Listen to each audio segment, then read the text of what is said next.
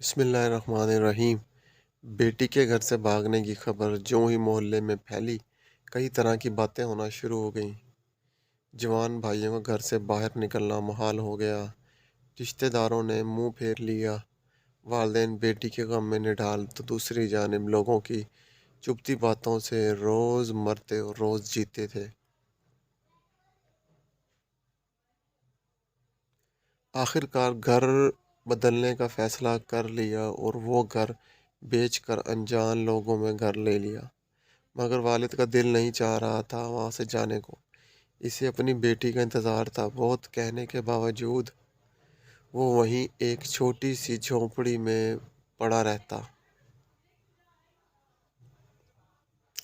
کئی ماہ گزر گئے۔ ایک دن ایک پھٹے پرانے کپڑوں والی مریض لڑکی کے رونے کی آواز سے ان کی آنکھ کھل گئی۔ کچھ دیر تو وہ پہچان نہیں پایا کہ وہ کون ہے، مگر جب چہرے سے کپڑا ہٹایا تو اپنی ہی بیٹی کو پاؤں میں پڑا پایا۔ وہ مسلسل زاروں قطار روئے جا رہی تھی اور بہت کہنے کے باوجود بھی وہ اپنے والد سے نظریں نہیں ملا رہی۔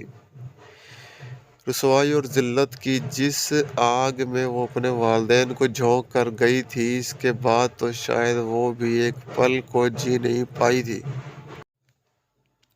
معلوم ہوا کہ جس کے ساتھ بھاگ کر شادی کی، انہوں نے کئی طرح کے نکس نکال کر آخر گھر سے دھکے دے کر نکال دیا۔